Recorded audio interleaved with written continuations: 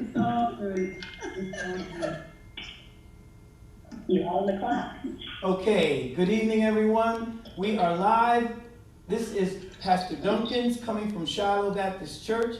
We thank all of you that have joined us tonight. This is the second half of our workshop on making sure that we have good mental health. As I said last week, you go to the doctor if you break an arm. You'll go to the dentist if something's wrong with your teeth. But when something's wrong in our brain, in our functioning, we seem to ignore it. So tonight, again, we have a specialist here who is going to be sharing with us some areas and ways that we can improve our mental health. I'm just facilitating initially, but I'm going to turn this over to our minister, Tamika Lively, to run this session tonight. But I'd like to go around and have everyone introduce themselves so you know who's on the panel. And just before you do that, go in and share this presentation. Start a watch party. Call some people and say you need this information. If they have relatives who are addicted, relatives they know are struggling mentally, make sure they call in. We're going to have some help for them tonight. And I have an excellent panel of ladies here tonight, of professionals and those that are going to help lead us through this workshop. So first I'll start with on what's my advantage, my right, from where my advantage is here. And I'll ask Sister Cindy Brown to introduce herself. Hi, I'm Cynthia Brown, Minister Cynthia Brown. I'm Pastor Brown's wife. He's assistant pastor at Shiloh. And I work with the women ministry and also the prayer ministry.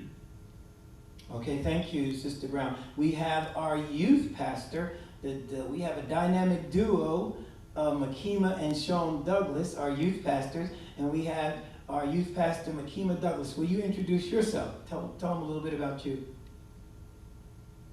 You're muted. You're muted. Go ahead. You're still muted. There you go. Hi, everyone. Can we hear me now? I am youth pastor Makima Douglas. I am also an educator and also an educational youth consultant. So I'm glad to be on tonight to serve in passing in any of those areas. So glad to be here. God bless you. We also have one of our emerging leaders here.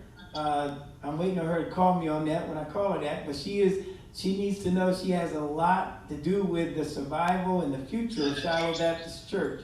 So I'm asking everyone else to mute themselves if you're not talking. Please mute yourself so we can have one person at a time.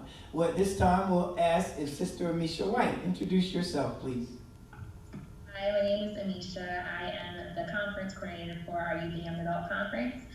In my professional life, I work with reentry. So I work with men and women coming out of prison, reentering society. Amen. And then, of course, we have none other than one of my right arms, Sister China Jones. She is, I like China. She does whatever the pastor asks her to do. That's the kind of member everybody needs. So, Sister China Jones, tell them a little bit about yourself professionally and what you do. Okay, good evening. My name is China Esther Jones. I serve as a deaconess at Shiloh Baptist Church, the president of the Creative Arts Ministry, and I've been a professional social worker for 22 years. Okay, and Nikki, introduce yourself. Hi, my name is Minister Nikki Lively. I am in the prayer ministry as well as a leader for the youth. I also work with children in the area of special education. And lastly, I'm going to give, just to let you know that our professional today comes from and hails from Vineland. She is one of our long-term members before she decided to go out west, young lady, to Denver, Colorado. And she has turned into a very accomplished and active professional in the area of mental health. We are so proud of her and so glad to have her on this platform in this forum tonight. And she works in a lot of areas. So I have a bio, but part of our questioning is so you can get to know her from her. Now I'm getting ready to move out the way so Nikki and I can practice social distancing, and we're starting our workshop. You're going to start. All right. So with that being said, can you tell us a little bit about yourself? Give us a great introduction. I am Amir. So hello all, and thank you for allowing me to have this opportunity to be a part of this platform, which for me is very near and dear. I am a licensed professional counselor here in the state of Colorado. I have a graduate degree. My master's is in professional counseling, and an undergraduate degree in sociology. And back in 2018, I decided to, I'll say, God allowed me to open up my own practice. So I have my own private practice, New Beginnings Therapy and Healing, and my background is pretty extensive. So along kind of what Amisha shared that she did, I've worked with prison population, males and females, psychiatric. My background is very extensive in trauma, adolescence. So I say I'm the lifespan. So my youngest is 9 all the way up until 65 years of age. And the form of therapy that I use is cognitive behavior therapy and a lot of trauma-focused therapy, helping individuals that have suffered rape and divorce, PTSD, so across the span of diagnosis. Awesome. If you could give us a little bit about your journey to becoming a therapist, what made you want to go into this profession? Well, for me, being at Shiloh, I worked with the youth at Shiloh, and for myself, I had a pretty troubled background. My family dynamic, we had a lot of dysfunction, and I always wished that someone kind of saw me and heard me and reached out to me and talked to me. And I mean, I really can attribute a lot to Mr. Michelle, who was there. He did a lot of speaking and talking with me, but there were just some times that I was just missed. And it was either the streets or the military. So I ended up going into the military, and each door that I tried to go into going into mental health, it just didn't work. And I know that 100% was God closing those doors to say, no, I need to step out and go into the mental health field to be able to work with the family. So I actually started off working with individuals and families with substance abuse.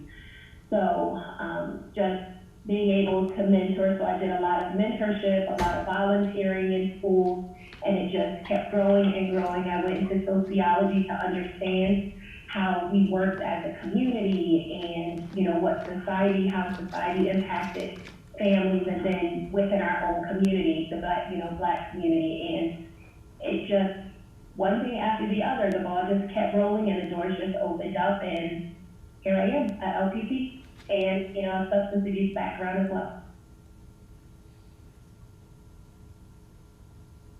Awesome. So, it's great to know that you are very well-rounded in your field, and I'm excited for tonight that I'm pretty sure there will be questions. Those of us that are going live, please post your questions in the comment section so that we can get some of your questions answered. But I'm going to turn it over to the panelists now. Do we have any questions from our panelists for her? If so, Amisha, go ahead. Hi, so you talked a little bit about CBT and trauma-informed therapy. I think sometimes when people look for a therapist, they see CBT, behavior, rational emotive, and they're like, what are they talking about? So can you kind of just explain what CBT is and trauma-informed and how that kind of goes into your therapy practice? Yes. So there's actually a wide, I'm trying to think of it, at least 10 different forms of therapy. And so when we're going into, the schooling of it, you find your therapeutic orientation. And for myself, what worked for me, I am a huge advocate of therapy for myself as well. And so I would look for therapists who focus in cognitive behavior therapy, which the easiest way to say it is, when we have a belief about a certain situation or event that has happened, our perception is what causes us to respond to it to a certain way and how we feel. So the easiest way, our thoughts affect how we feel and how we act. So for instance, if the three of us are in a car together, God forbid, and we get into a car accident, I may be the passenger, Amisha, you might be the driver, and Tamika, you might be another passenger. The driver walks out and is like, oh wow, I'm good. The passenger, man, that was scary. But me in the backseat, I could be completely traumatized because of the perspective that I had. So for me, getting into a car may be triggering for me, or getting into seeing accidents might be triggering to me because my perception of what I viewed of the accident. So if we, look at how people view a certain situation, their environment, that is going to affect how they think, which is going to affect their behavior. And then there's another, so with trauma, so I use CBT, that's trauma informed. So the same thing when it comes to trauma, very, very sensitive with trauma because you don't know what triggers are for people. Some people may know what they are, and sometimes, unfortunately, they don't know until they actually experience it. So when you use CBT, and there's another one, I use cognitive processing therapy. It's very structured in how we do it, because you have to first build up a safety net for them to first feel safe. And then you go into trauma narratives, which you do those maybe 3 different times because they'll have their perspective of just the facts. And then you do it again, and then they'll have their perspective of these are the emotions that I felt. And then you do it again, and it's the emotions that I feel now. So when it comes to the trauma-informed care with CBT and trauma, it just is very, very structured in how we do it, and really focusing on their perspective of it so that you can help them look at it rationally versus emotionally. So that's a good question.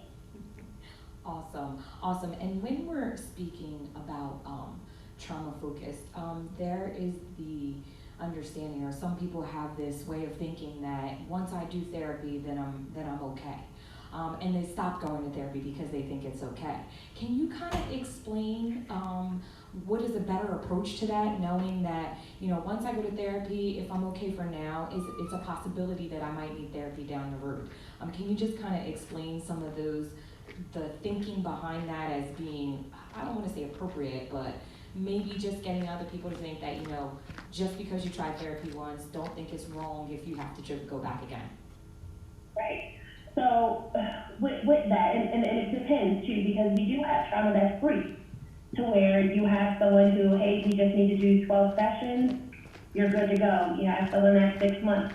So all that comes into play when you do your intake. That's that initial process, and the client and the therapist work together as a team to figure out what's the best plan, and that goes into the treatment plan. But you do have, some individuals that feel like, okay, well, I came in for this and I don't have that issue anymore, I'm good. But again, that goes back to the triggers, to where they may experience something and realize that, hey, I actually still have some unresolved issues. And triggers are actually a good thing because they let you know there's still something to work on. So what I would say is it really depends on a competent therapist to be very upfront and vocal with the client to let them know, like, hey, let's still look at this, let's delve into this, let's kind of process this. So it does come down to a collaborative kind of experience for them both, because people will easily drop off and there's not too much you can do if someone quits. I've been fired before, from clients, or I've had to terminate clients because their motivation wasn't there. So it's a lot of factors that do go into it, but speaking for myself, I ask a lot of questions of how they feel. I'm reassessing their treatment plan. I'm looking at the goals, and your treatment plan is a live document that keeps going, because Pastor Duncan said, we all do have some issues, and there really is always something to where mental health should be just as important as going to your primary care provider. Awesome, thank you so much. Any other questions from our panelists? Does anyone else want to ask a question? I do. I'm sorry. Sorry. We all do. All right, so we'll go Cindy first, and then China, and then we'll go to Makina. I was gonna ask, how does mental illness affect the African American church? In what manner? Because that's kind of broad. Like, how does it affect? Like, do you have more people of our culture dealing with mental illness in church? And how do they deal with it? How do you deal with a patient that has mental illness that's also in church? Now that's part of the stigma. So, that's one of the stigmas and one of the stereotypes when it comes to our culture, and honestly across the board. I have white, black, Spanish, everyone, but when it comes to church, there's a struggle of, well, am I not praying enough? And if I go to a therapist, does that mean that I don't trust in God? Because, and I also do have a degree in Christian counseling, so for myself, I'm able to incorporate the two of them in there together. So when my clients find me, we're able to incorporate biblical principles and kind of the natural aspect of it. But what ends up happening sometimes is you do have church leaders that sometimes cause more harm because they are directing clients incorrectly because they're misinformed as well. I 100% believe, yes, let's pray about it, let's, seek what God is saying, but there is that natural piece of it too, to where it does go hand in hand. So I've seen a lot of times the struggle between how do I pick and choose? Does it say that I'm minimizing what God is doing and what the Bible says? And so, like I said, because I have the degree, I'm able to intertwine them together so that the stigmas are broken and, sharing with people. We have teachers and preachers and ministers and evangelists, and a counselor is just another minister that can help people. And, and all of my clients know that I believe in God and that this is ministry for me. So for me, I was speaking with me, that's how I'm able to do it. But a lot of times with other clinicians, I hear that they don't know how to find the balance of it, of one or the other. Amen. Okay. So, being in my profession, I started when I was 27, and I'm going to be honest.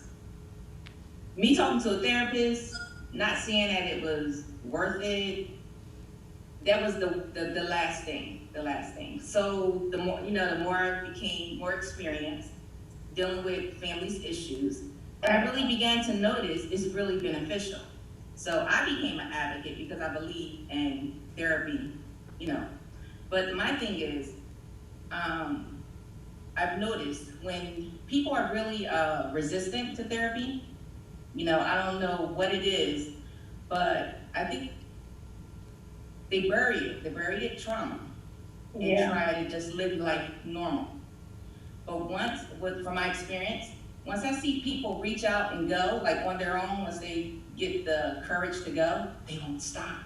And it's so good, but until you try it, you don't understand how beneficial therapy is. So, and that leads to me asking you, are more of your clients like court ordered or from the school system, or is it more volunteers that, volunteer for your service? I have a mix of both. Just because of my background and who I connect with in my community. But more so, I would say I have a higher percentage of individuals that are voluntary. And so touching back on something that you said, within our culture and some of the studies, so NAMI is a huge one that we look at. It's the National Association of Mental Illness. 63% of African Americans need it, but they won't seek it out. And like 1 in 3 of us will go because I'm saying people of color, we look at it as it's a weakness. Or my spirituality and my faith just needs to get stronger. And then not being able to trust a lot of the clinicians, because a lot of the clinicians are Caucasian and they don't look like us. So that trust already isn't there. But the other part, and that's another stigma, is when a client is resistant, is it really resistant, or are there underlying areas to it? So within that population, we look at what resistance is, because people will say, oh, you're resistant, you're not motivated to do it, versus it's not resistance, there's fear. There's, they had a bad experience with another therapist. They, all these other things. So that's where we call it Socratic questioning. And Socratic questioning is just asking these intricate, special questions to kind of delve in more to get the client to open up. So if someone is being resistant, it is, why? Like you said, when it was resistance, there was actually a reason why. It wasn't just, oh, I don't want to do this because I don't like you. It was more, to it. And so the thought is, you know, you having a therapist that could speak into that resistance.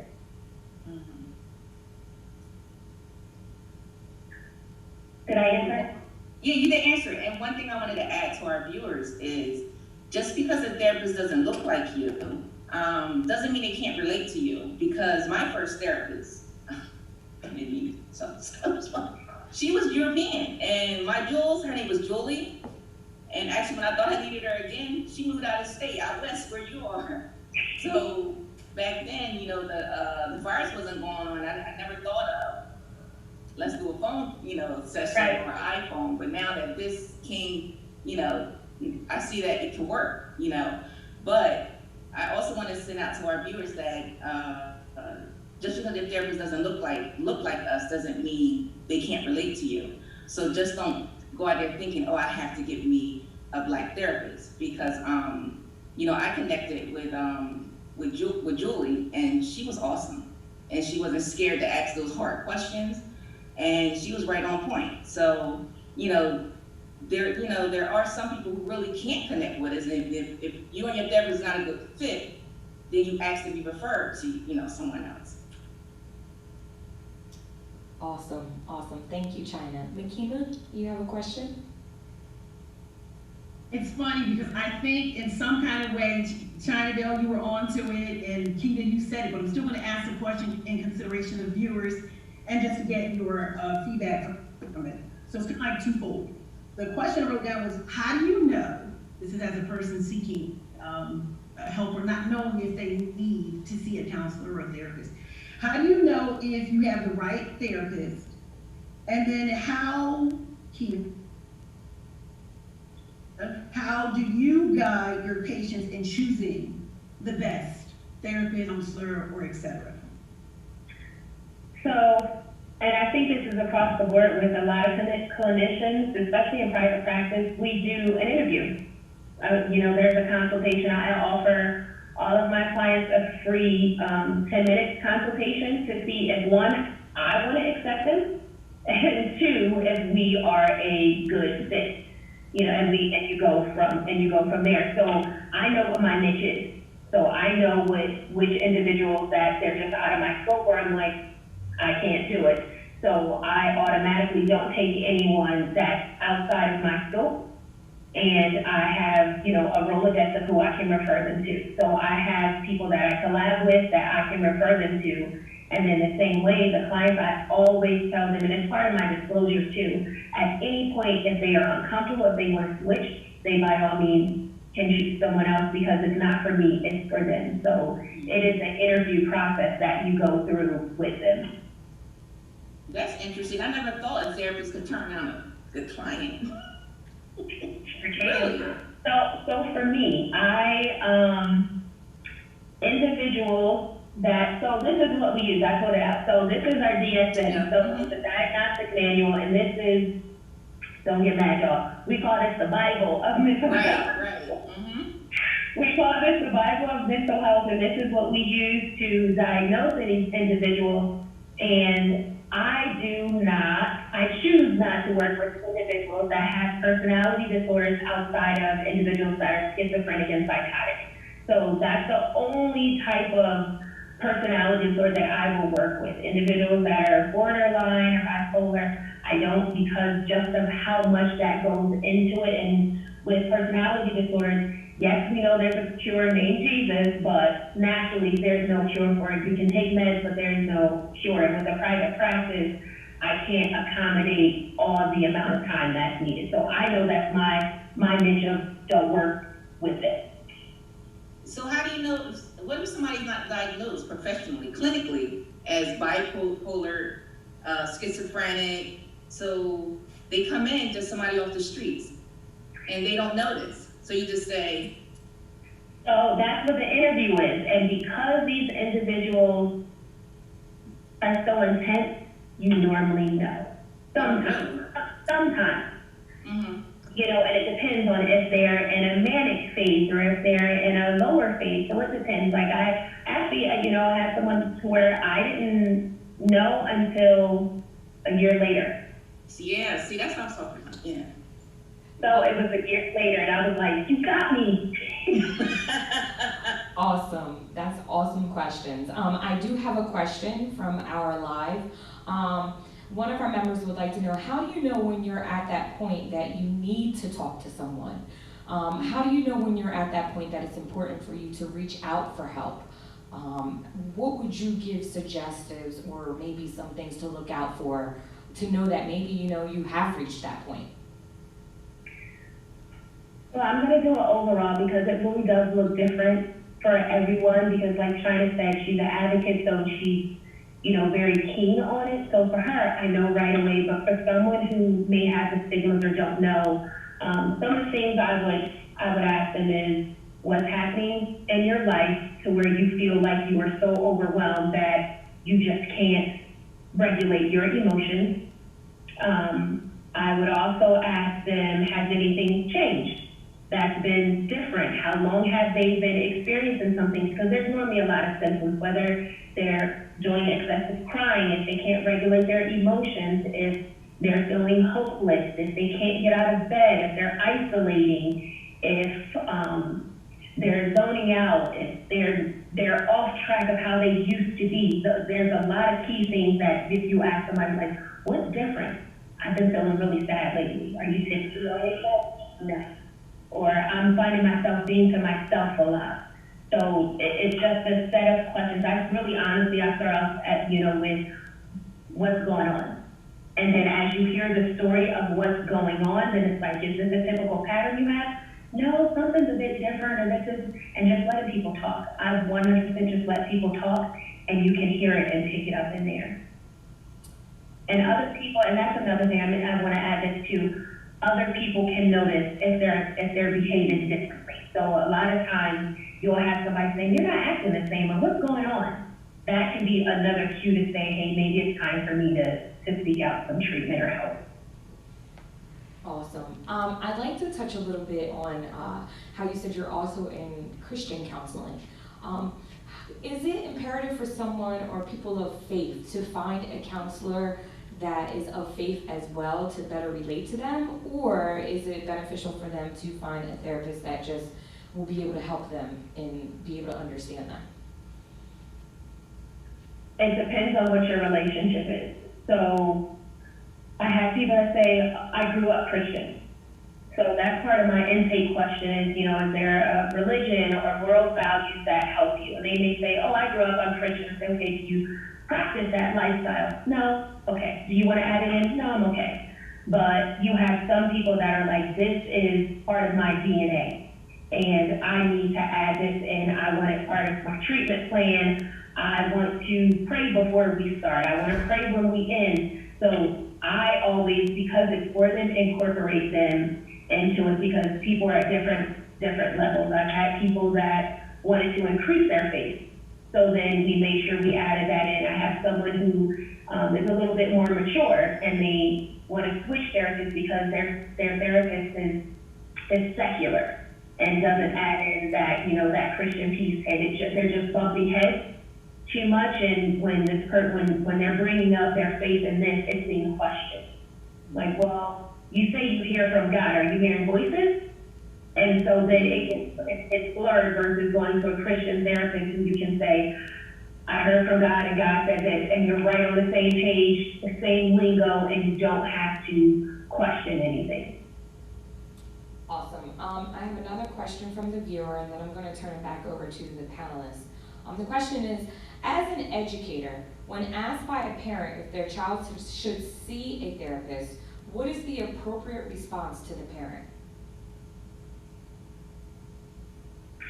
I would ask the parent, what are they seeing? The reason why they want to have their child go into therapy, because there are a lot of times there's a lot of overdiagnosis when it comes to adolescents. A lot of times it is not necessarily the child going into therapy, but the parent doing some parenting classes. So I would, kind of question the parent on what are some symptoms or what are some things that they are seeing that would differentiate into parenting and therapy. I want to chime. Can I add to that? Yeah. Educator. I worked in different settings, and I've had parents ask me that question. And a lot of times, being an educator, that ends up going into the counseling piece. They want to perspective, what do you see, what's the teacher seeing, what's happening at home, what's the primary care physician seeing. And we normally have to fill out a questionnaire that's a part of their, initial interview or, part of the process in choosing a therapist or working with that therapist.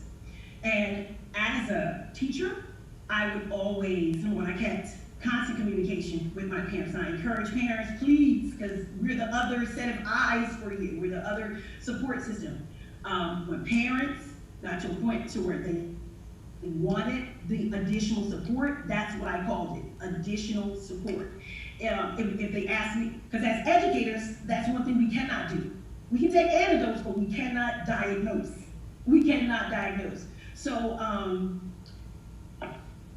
I would always urge my parents, to try every method first. And if there's a need for medication, go ahead. Because I know there is, we have tendencies in the school system, kids come in over-medicated or with ADHD, et cetera. You might need something to even the playing field so that they can experience a classroom comfortably. But when parents come to me and say that, I make sure we do our part. I want to look at what was sent over by the therapist or counselor, whatever group they're working with. I will do my inventory too, because again, these are additional supports. So it takes a village to raise a child, and I heard recently it takes a village to abuse a child. So we all have to, depend on the trustworthy eyes that we have to get support. So I would encourage parents, get good support. This is awesome information, awesome information. Any panelists have any other questions? I have a question. So you spoke a little bit about diagnosis and what that means, how you guys come to a diagnosis. So working with people who are coming out of prison, I received their paperwork that has their diagnosis, and I think they're so overwhelmed because they're like, they said I got this, and I got 11 different things wrong with me, and I know there's not 11 different things wrong with me. And having to say, okay, well now that you're home, let's find a therapist. What you want the therapist to look like, and then I get the paperwork from the new therapist, and they've only been diagnosed with 2 things that probably weren't even on that list that I got from when they were coming out of prison. So with regards to diagnosis, I think sometimes people hear a diagnosis and think, oh my God, I'm crazy, or oh my God, I have all these things wrong with me. So can you just kind of explain, how you guys get to that diagnosis, what that can mean for a person, how often, should you be reevaluated, or if you don't necessarily agree with the diagnosis, how you as a patient can advocate for yourself and kind of figure out what's going on? You're muted. You're muted. Yeah, it came up across my screen. So I'll start with one in the prison, because I did work in the prison, and I had 36 men on my unit, and we were diagnosing them kind of based off of their charge and why they had their charge, and then they'll go to another unit, and then they'll get another diagnosis there, and they keep changing with that. And unfortunately, when it comes to prison, it's not always rehabilitation. It's just passing the time away, because you'll have lifers in there and you're just putting a diagnosis. And then you have insurances. Insurance, you have to have a diagnosis. But because we fall under an ethical standard, we have to use this. And we have to do our evaluation. So I'll get some clients that will tell me, oh, I have PTSD, ADHD, and I'm bipolar. I put that as a history, and I say, okay, everybody that comes to me gets a clean slate.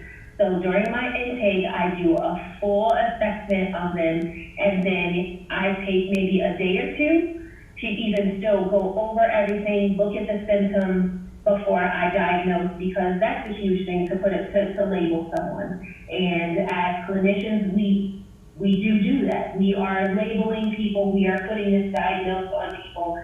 I personally, as I'm reassessing their treatment plan, I'm looking at the diagnosis as well. So if you come in and you have PTSD, but we've done all the trauma work and we process that, PTSD isn't why you're here. So now you may be here because of anxiety. And so now that just goes as a history of a diagnosis. And we focus on the anxiety, and the treatment plan has to line up with what the diagnosis is as well. I personally tell my clients, let's focus on the symptoms and treat the symptoms versus you walking around saying, hi, my name is Keita, I have PTSD. Hi, my name is Keita, and I have 12 different diagnoses, and I'm on 13 meds. So I work with the med providers too for med management, because you'll have 11 diagnoses and 14 different meds, which is a cocktail, and then you're wondering why there's all these symptoms. So they kind of go hand in hand if someone wants to use medication. So we fall under an ethical standard when it comes to diagnosis. So when you have someone discharging from prison, yes, they have the same standard, but because of how they flow through the system, that's where the diagnoses come from with that, which is unfortunate. Excellent question. I have a family member, and he I has, can't hear. oh, can you hear me now? No? Still can't hear me? Can you hear me now? No? She still can't hear me. I can hear you. Yeah, I can hear too. My question is that I have a family member who is a male who has this misconception that mental illness, I can't hear. Oh, anyone. well, she can't hear anyone. Text it to her.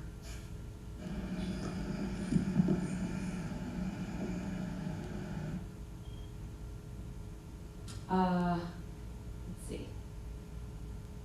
Trying to see if it's on our end. I don't think so. It's the Midwest connection.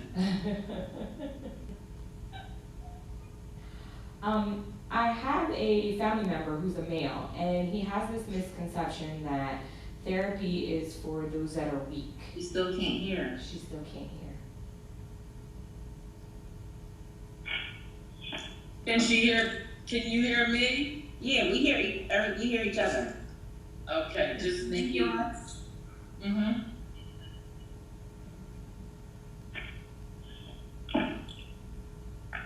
For our viewers, we're sorry for the technical difficulties. We're trying to. Now I can hear. Oh, okay, great. Yay! After that, the brand, I'm sure. I have a family member who is a male, and for him, he thinks that therapy is a weakness.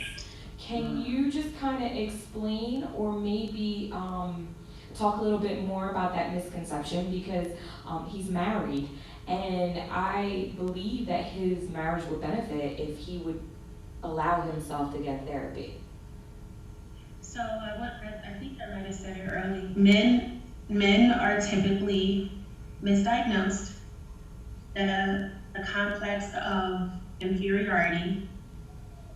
When men come in, and this is part of different research from NAMI, what I was talking about earlier, when it has come to Black men, or did go, this is a study on Black men going in, they were misdiagnosed, misrepresented, and when they were trying to share some of their symptoms, they were actually overdiagnosed with schizophrenia. And so there's this fear of going in and being vulnerable and exposing themselves, and unfortunately, going back to slavery and what writers are Caucasian or they don't look like them. So every stigma you can possibly think of. If I go in, I'm weak. If I go in and I share my emotion, then this means that I'm not a man, or that there's something wrong with me, or you have the other effect of, I don't need to go, I can handle it, there's nothing wrong. And they completely kind of dismiss what the issue is, because it sounds like his wife might be saying, you need to go, there is a problem, something is wrong, we need to fix it. But going to someone else to tell your business and to let someone in is not something that is typically done, which unfortunately it needs to be done more so, because confidentiality is very real. What the individual shares there stays there, outside of when it has to be breached if there's imminent harm or danger. Mm-hmm. But if that's not being shared with individuals to know that, hey, you can go in and get this unbiased, non-judgmental support, I think that would make it more available for people of color, but I don't believe, and a lot of the research has it to where we don't get the same information, we don't get the same education, and there's a huge amount of people of color that don't have the health care to even pay for it. So if I have to pay for it out of my pocket, I'm really not gonna go. And our fees can be expensive. I think I'm so much money. Mine is $120 an hour if I don't take insurance. The individuals of color, they have no problem. The individuals that are not of color, white people, don't have a problem paying $120. When I do get to people of color, we're bartering. I'm having to make adjustments. I'm having to use sliding scales, and that's another part. You know, a lot of people can't afford it. Awesome. Any other questions from our panelists? One question, Nikki. My question is, how do we, working with women as adult children, how do we, if you see things in adult children, how do we help the parents with adult children help their children that's experiencing mental illness? Like, we always talk about parents with small children, but what about parents with adult children who you see different behaviors in them? And how do you suggest to them that maybe they need to go see a counselor without offending them? So that, I mean, as a parent, you can be there, you know, a huge advocate for them and letting them know. And I think that, you know, something addressed before, you may see something that they don't see. And so if we as a community and culture normalize mental health, and it won't seem like, oh, you think I'm crazy, or the fact that, you know, it's how do I not offend them to let them know to go get help. Because if you say, hey, is your sugar high? You should go see your primary care provider. No one's gonna get upset about that.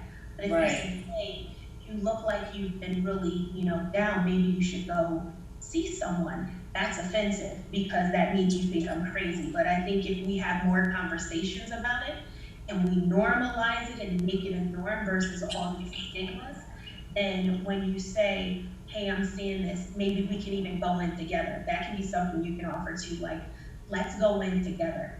And I'll support you. I'll go to the appointment with you. I have a nice amount of adults where a partner comes in, where a parent comes in, and they just sit out in the waiting room, but just showing that they support them as well. So that they're not feeling isolated and by themselves, but that this is the village, that this is collaborative, you know, because you may be able to help with some things when they get home, with keeping some of those tools going forward. Okay, thank you. Awesome. Go ahead, Makima. I have another quick question. Since just listening to your rates per hour, and I know healthcare is a big issue for a lot of people, in the event there's a person or family that is really seeking some mental health support or ideas, and they wanted to do it without insurance for whatever the reason, what would you recommend for there's situations, but if you had to say, okay, oh, here's a place where you can get some help, what place would that be? What would you recommend? Like, for example, if you said, oh, support groups, you know, if a local church is doing this, or if there's a website, what would you recommend to those families or individuals that need help, but do not have the insurance to pay, you know, either your sliding scale and or your rates, or general rates? So you were a bit choppy, but clarity, you were saying where could you refer families or outsource families if they couldn't pay anything or if they were limited on funds? Both. So for me, I never turn someone away. So I tell them, do not allow finances to be your reason for not getting help. Because for me, this is ministry. God is going to give me back whatever I need to get. So I don't turn anyone away unless I'm full. And then with that, I put them on a wait list. But There's something called Open Path. So the thought of Open Path, and I'm a part of that, is to provide the same treatment that you would someone who can pay $120 for $30 or $15 for $20. So that's part of the contract when you join as a therapist Open Path, to know that you're gonna get a lower reimbursement rate. There's also a lot of local community churches. The church that I go to, they do have counseling there, but it's Christian counseling. Not everybody wants Christian counseling, so the thought is, how do you across the board accommodate for everyone? Because you might get someone who's atheist, you might get someone who's Muslim. So the other place that I would recommend is, churches, because the churches still can accommodate, because the thought is the care, and it really is figuring out who you have in your community. I'm in Colorado, so I know where to refer in Colorado, but I don't know in New Jersey. But I would start with your local churches or your not-for-profit organizations to see where they can refer individuals.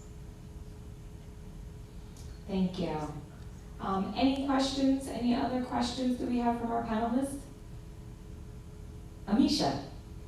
Hi, so I am currently in my master's program to become a school counselor, and something that I've noticed for, I would say, like the past 12 weeks is there is a really big trend in, I would say, 13 and up having mental health issues. So from like test anxiety to regular anxiety to panic attacks. And a lot of it goes undiagnosed because one, schools don't know about it, or they are aware of it, but just view it as, okay, the child's just acting out, or, they have their hissy fit. And the parents are like, I don't know, I don't know if you're my child, therefore they're a teenager, this is what teenagers do. And then seeing the influence that social media has on that, where it can really tear down their child. Even looking at Kanye West and how his mental health was just so big in the public. What would you recommend to parents of teenagers who say like, oh, well, they're just a teenager, or, oh, it's just, they'll grow out of it, when sometimes them growing out of it is not them growing out of it. That's them going off to college and having anxiety, and you're now having to drive an hour away to go pick up your child because they're having a panic attack.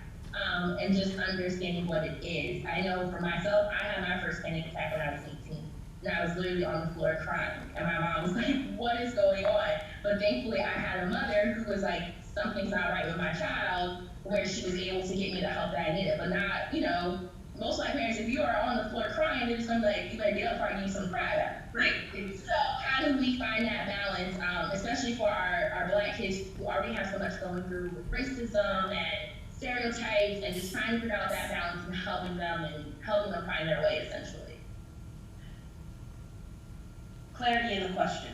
What's the question? What would you recommend would be our viewpoint for kids? What are some signs to look out for? Or what are some things that if you do start to notice, it might not just be them being a teenager, it might not just be social media influence, but them needing to get some type of help to be able to deal with it?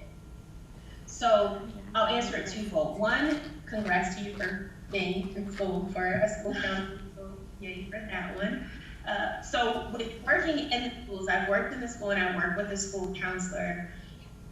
Their focus wasn't necessarily on that mental health piece. So hopefully you will be able to do that, because you'll also get to see something that parents may not see, because a lot of time in that age group, they're not letting their parents in. They're going to their peers, they're going to sometimes teachers and counselors, and the counselor, because of confidentiality, may not always be able to refer back to the parent, but because of continuity of care, that's your way to kind of be able to speak to the parent to see what you're seeing. But I don't tiptoe around suicide. Suicide is the 10th number one killer in the US. And in that population right there, it is ridiculously high. And so if you see anxiety, there's something else there. It's not just anxiety. There is depression. There is suicidal ideation. So I am very upfront with parents. So by the time they get to me, the parent is seeing something. But when I was in the school system, it was me being able to outreach to parents to find out what's happening at home. Where do they sing at home? Or, oh, but they're just isolating, they're just in their room. What are they doing in their room? Why is their door closed? And parents aren't asking these questions because, oh, it's just a teen. But again, normalizing to parents, ask questions, find out what is happening with your child, be involved. Because parents are more hands off, and I think Kima, you said it, you know, kids go to school and they're there for 8-10 hours if they're in extracurricular activities, and they come home and they go to their rooms. They could be going to their rooms listening to these songs talking about death and suicide and marinating in that, and the parents are just letting it be. So I 100% would encourage parents to start asking their kids questions and not care if their kids hate them, but find out, because that age group it's a very high percentage of them ending their lives. And then with your Black parents, again, breaking down the stigmas and normalizing it. It doesn't mean they're weak, it doesn't mean this, and taking off that pressure, because you have, a lot of Black kids that are paying bills, that are taking care of younger siblings, that aren't eating, that are, we have a lot of latchkey kids, so it's so many other dynamics that you don't see. But it comes with questioning and talking, and it's like this panel, more and more of these to normalize it to where it's not a stigma or taboo. Awesome. I have, Oh, I'm sorry, China. Go ahead, ask your question. These are all Okay. awesome questions and a lot of great information that you're giving. okay, you have a child that's displaying depression characteristics, like they're depressed. Sometimes you have some kids writing lyrics to songs where it's relevant to their own lives. But then you have the parent, you address with the parent, then the parent asks the child, do they want to do therapy? And the child says no. So the parent go ahead with what the child wants when it's unhealthy, and the red flags are up. So how do we deal with parents who allow the child to make that such an important decision where it's gonna drag on to adulthood, from a youth to teenager to adult, so on and so forth? So the unfortunate part with that, here in Colorado, the age of consent is 12. Right. So at 12 years old, if a parent is saying you need to go to therapy, I have to listen to what the 12-year-old says. If the 12-year-old says, I don't want to do this, Really? mm-hmm. So there's that part of it. And if the parent is saying, hey, I want to get them in, and now mind you, that's Colorado, so I'm not sure what it is. And it used to be 15. They lowered it, and so more and more of these youth are getting more and more authority over their lives. And at 12, Right. their frontal lobes aren't developed, and they're thinking involved and not fully understanding, like you said, the lasting effects of not getting the help. But it still goes back to talking and normalizing, because parents don't necessarily know what to look for, because is it, a situation, does it need therapy? So that's where the questions come in to ask, if the child needs to go in, and at the end of the day, make them go. Can I add something to that, China and Keena? Go ahead, Nikema. I had a rule in my house. I have 3 sons. And If everyone, I'm sorry, excuse me, if everyone could please mute unless as you're a youth speaking. pastor, and also, can you guys hear me? My internet connection sounds really weird. Can you hear me clearly? Okay. This is what I said. This is what I told parents. I still tell parents, and what I tell the kids. I tell my children, because they get to a certain age where they don't want to talk, they shut up. They don't want to talk to you, they're listening to everybody else but you. I always told my children, if you cannot talk to me, find an adult that you trust, that you can talk to, a school counselor, a teacher, an aunt, an uncle, someone that is reliable, responsible, trustworthy, that can guide you during these times, but you do not want to have them not talking at all and get stuck in their heads. So I would encourage that parent, if the child is reluctant to go to therapy, I would feed the child the thoughts that she still needs a help. If you can't use me, use X, Y, Z. So it gives them back the the control that they're looking for to guide, you know, their understanding and where they're getting with.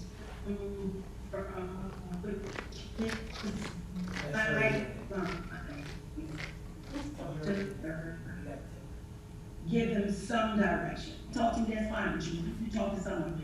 I created the village. Makimi, your internet is breaking up just a little bit there, love.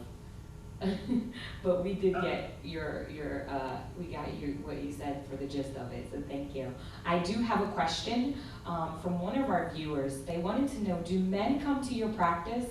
Why or why not? Yes, I do. So I have a nice black, white, Spanish, Mexican, white men relationship. So there's relationships, there's trauma, there's childhood unresolved trauma, and I'm trying to think. I've only had one come because of the fiance. Everyone else was voluntary that came in. But at the same time, which we all know, you can't make a man do nothing that he does not want to do. So, because I'm like, if you're gonna come here every week, and I tell everybody this, if you're coming here every week, who is this for? It can't be for that fiance, it can't be for that mom, because you're here. And if you wanna sit for an hour and look at me, I can do it, but let's get something out of it. So I do have men come, and they even share some of those things, and it's not just black men either that, you know, feel like it's a form of weakness, or when they cry, you know, or when they show emotion in front of a woman, you know, and so I really try to, again, my word is like normalizing it all, like, this is a safe environment. You come in, you cry, you share, there's no judgment here.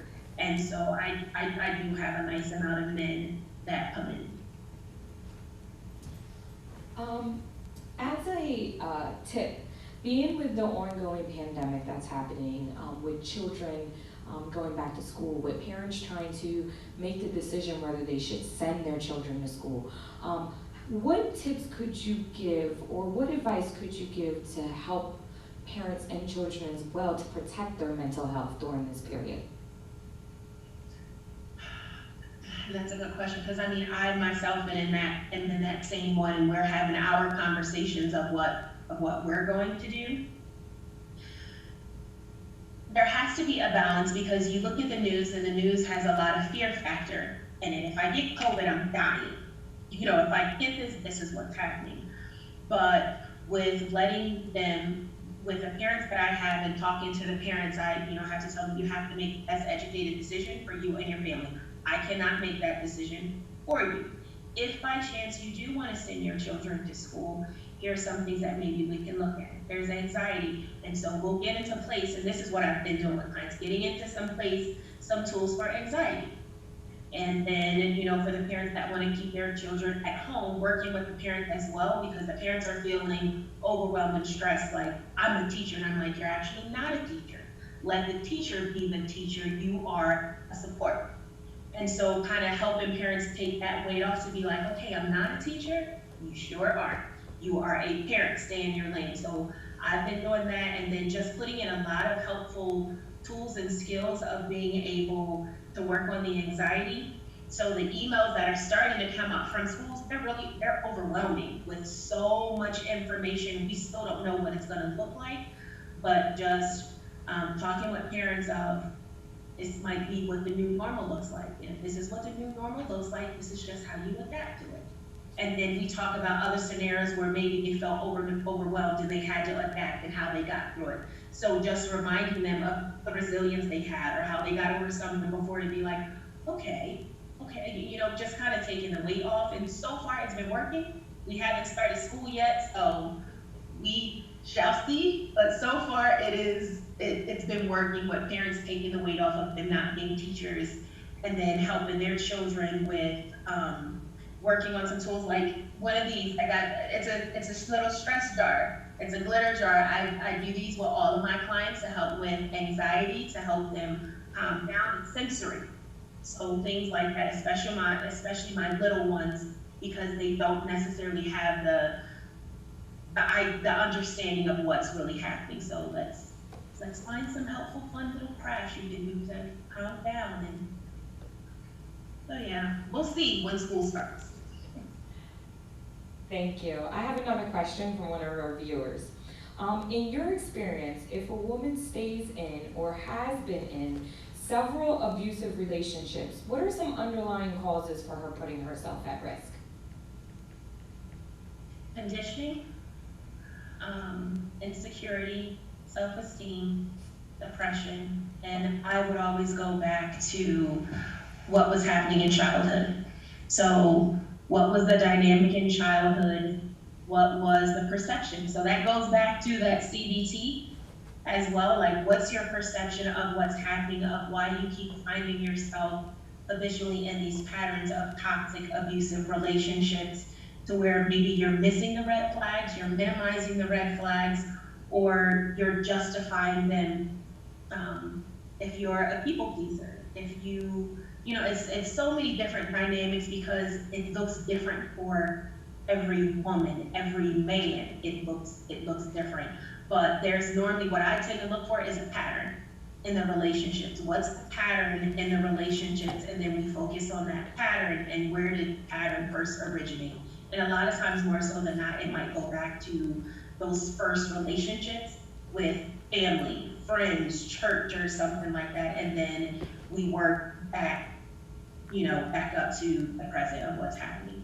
But a lot of times it's conditioning, and then by the time they get to their second or third abusive or toxic relationship, their perception is so irrational and so skewed that it's hard to see reality, and it's hard to see emotion, it's hard to see not emotionally, because the abuser is eating off of that.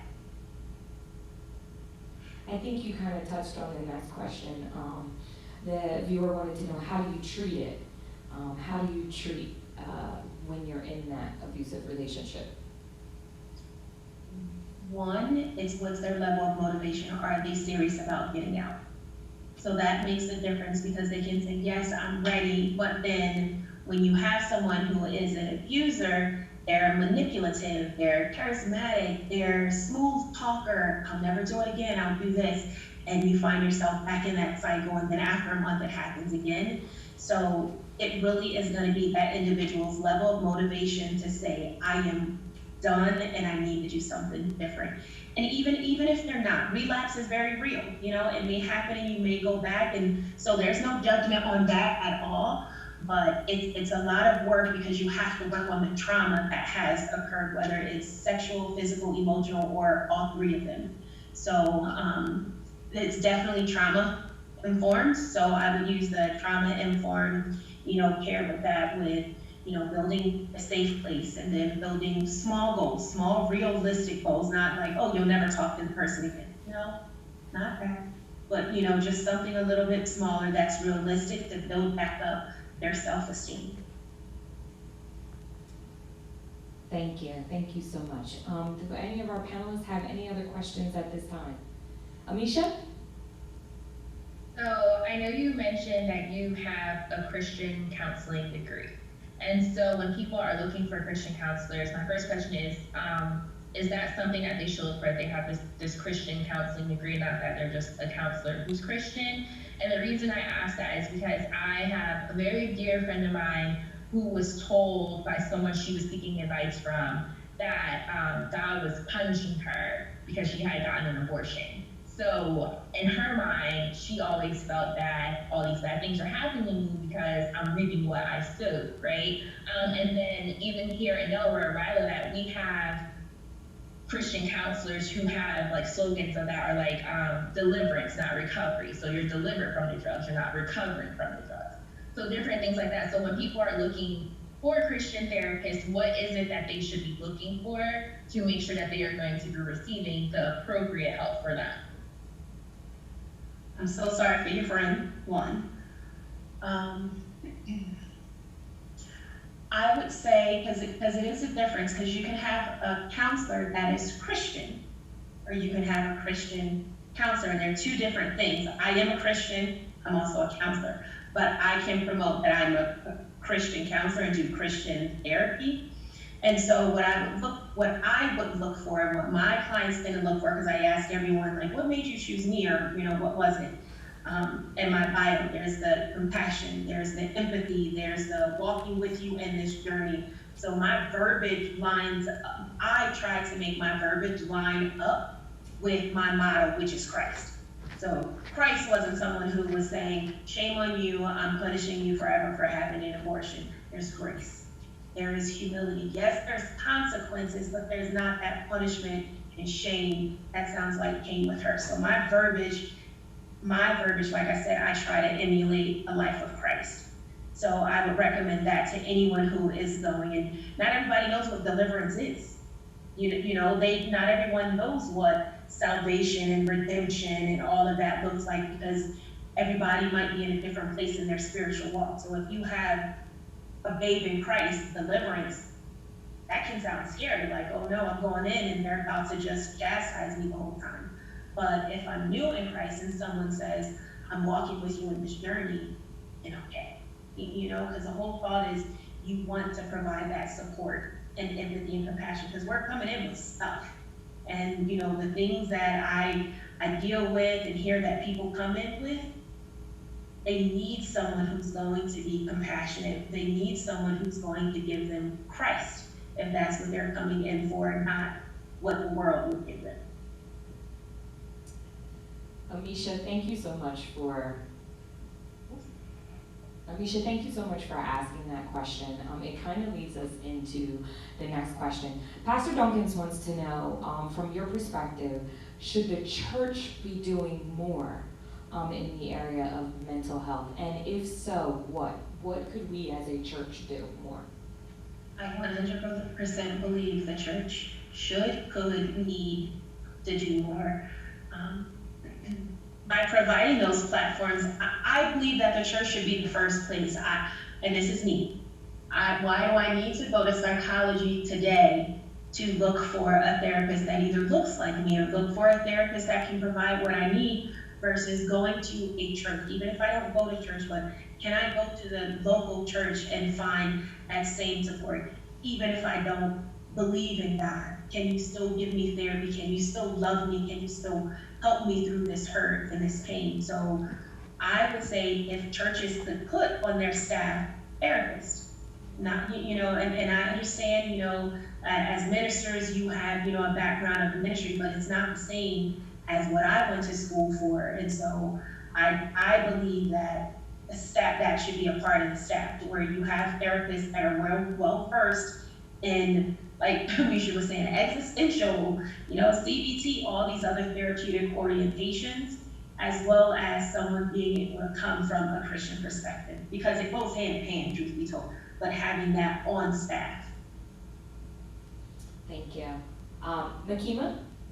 I have a question that's related to you talking about what can churches do. Are we doing enough, and what else could we do?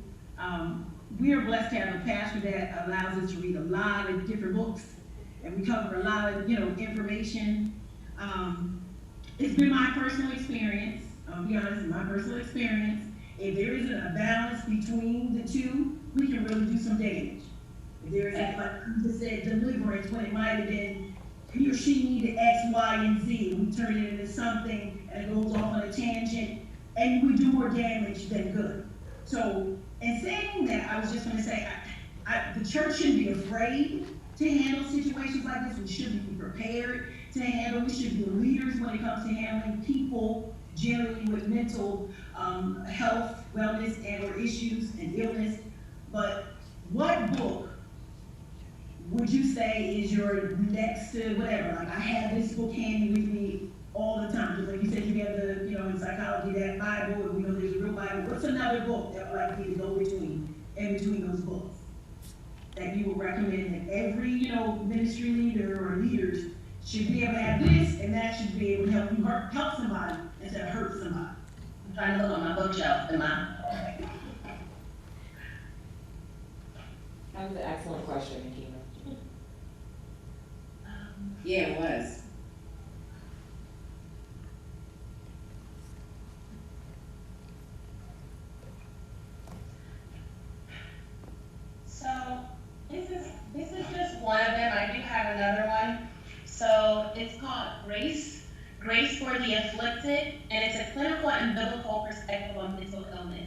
Wow. So this book,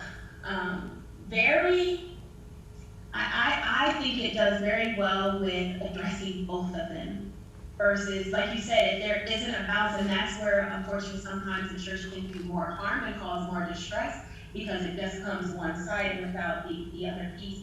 But this book adds in the grace, and it talks about the different diagnoses that people have, and adding in the scripture, but also adding in depression is real. This is what depression looks like, but then also the spiritual aspect of depression and, the attack of the enemy. So, with being able to find books that are collaborative. So, like I said, this is just one book that I do keep in my office. I have another bookshelf, but this is one that I do keep close by because of how it just puts them both together. Thank you. Can you just hold that book up again for viewers to see? I'm pretty sure we put it in the chat, but just so that we can see it. Alexa, Arthur.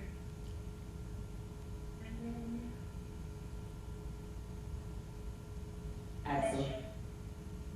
Thank you so much. Are there any other questions? Do we have any other questions for the panelists? Anyone have another question? I just have one more question and I'm done, I promise. So you mentioned that you don't do borderline personality disorders, which I understand because it can be a lot. So is there, with you being a Christian, is there one topic or one sin, would you say, that you are like, you know what, this is outside my realm, I'm going to send you to a different Christian counselor? So like, I know I have friends who go to other churches who, their youth pastors are like, only youth pastors deal with homosexuality. Like, you guys don't have to do that, like that's on us. Or, certain topics per se. So is there one where you're like, you know what, I'm gonna have to send you somebody else, this is a lot for me, if you feel comfortable saying. Oh no, I'm fine. I don't have anyone, and like I said, if I get someone who's borderline or bipolar and they slip through the cracks, I still work with them. It really boils down to, I am a team of me in my practice, and they need like 2 appointments a week or something, or they're always calling. I just don't have the capacity for that, but there is nothing, and a lot of people question that, especially with pedophiles. A lot of people struggle with pedophilia and being able to work with someone who has molested a child or an infant when they have children themselves as well. For me, it doesn't affect, and please don't think nothing is something is wrong with me. It doesn't affect me, but I'm looking at it more of there's something is off, something is not okay, and you need help just as much as the man who has choked his girlfriend. You know what I mean? So that's how I look at it. But there's a lot of people that can't. But so far I have not met anyone on my list that I'm like, I can't. Outside of someone who's autistic, but I do have a part-time job and I work with autistic kids, so. You seem very well-rounded there. You just do a lot. God bless you. I try. There's a lot of people that need help. I try. Amen. We have a lot of people dealing with the loss of a child or spouse. What is the best way that you could recommend to handle grief? Slowly, safely, and boundaries, because of other people's uncomfortableness with it, they project. And so I'll share we just celebrated, we'll say, the year anniversary of my father passing. And I have given all of my clients a disclosure. If I'm not doing okay, I'm not meeting with anyone, looking at anyone, talking with anyone. I have had clients get upset about that. I have had people be like, well, it's been this long. I don't let that bother me because I need to be okay. And I need to go through my grieving process. So I would definitely recommend people take their time to go through the process and allow themselves to cry when they need to, to, and have a person that they can go to that can be a listening ear, not necessarily a fixer, but a listening ear. And for the people on the other end, if they're the listener, please do not say, I know what you're going through. Please do not share your stories because you're minimizing theirs. Let them have their platform to share what they are going through and not make it about you, because then that sometimes can shut people down and they won't share. But we have this whole stage of grief that that we walk people with, and you may cycle through this stage. So it's you have depression and anger and denial, and you may go back and forth, and it's okay. There's no right or wrong, and there's no set time of how to grieve.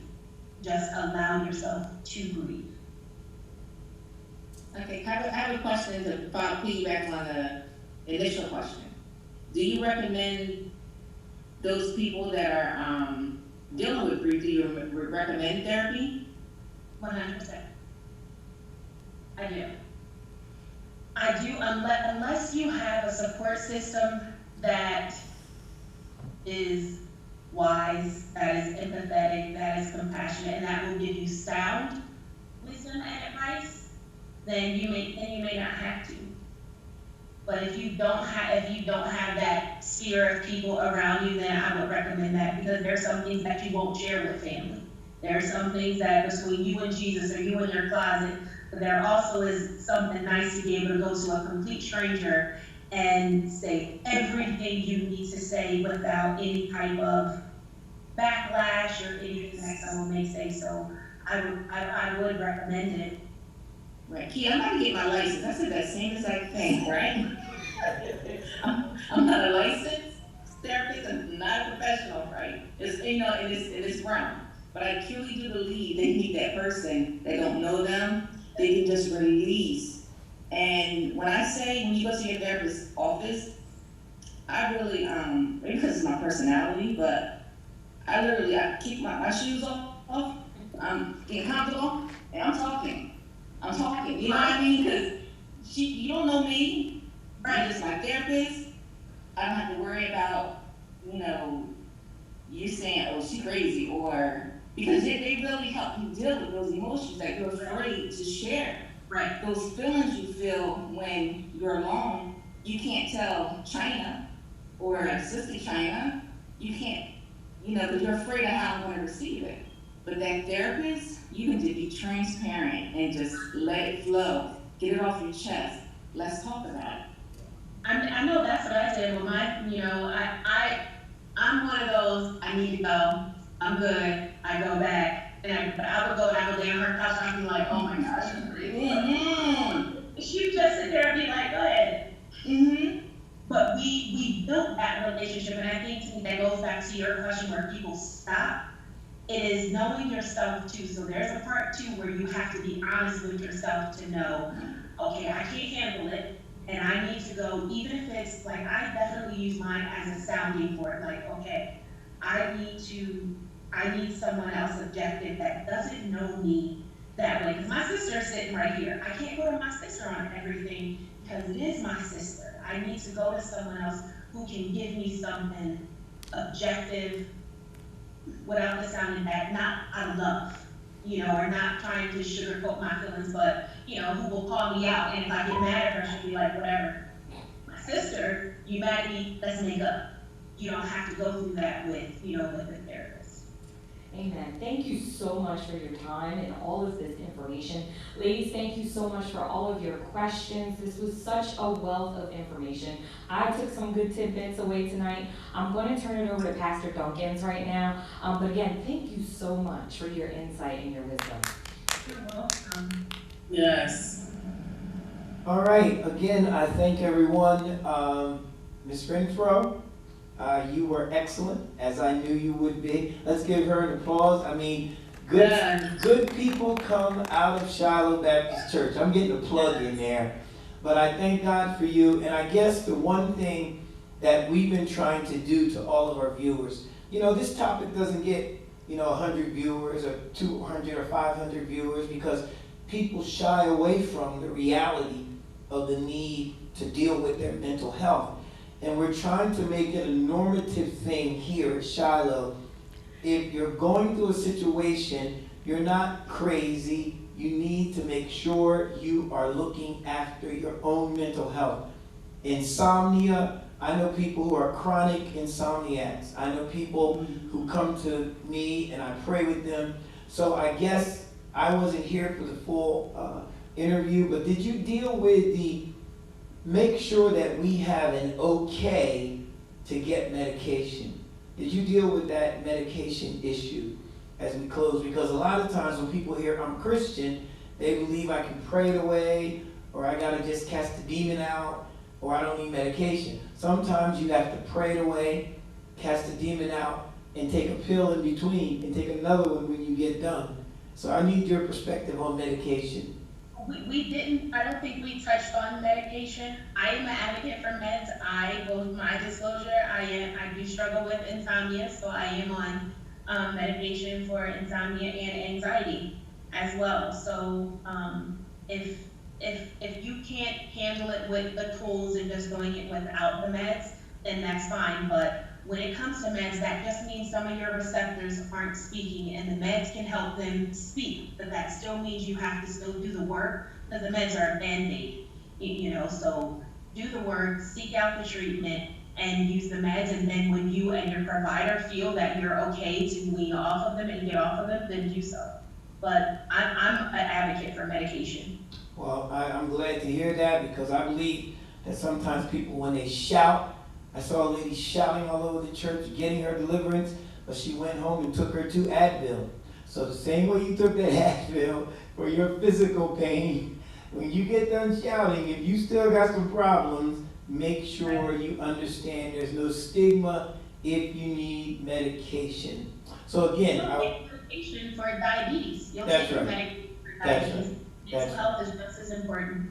yes. So we're going to close tonight, and we will have you back. I did, in the back, I got a chance to look at your bill. You're pretty reasonable. So we'll have you back. Your bill was pretty reasonable, but your information was over the top. So we thank God for all of our viewers. Share this with someone. It will be on our website. This is a great, informative, casual, comfortable conversation about something that could save your life. And that's what we're here for today. So as we look everyone on the screen here, we're going to go and have our word of prayer right now.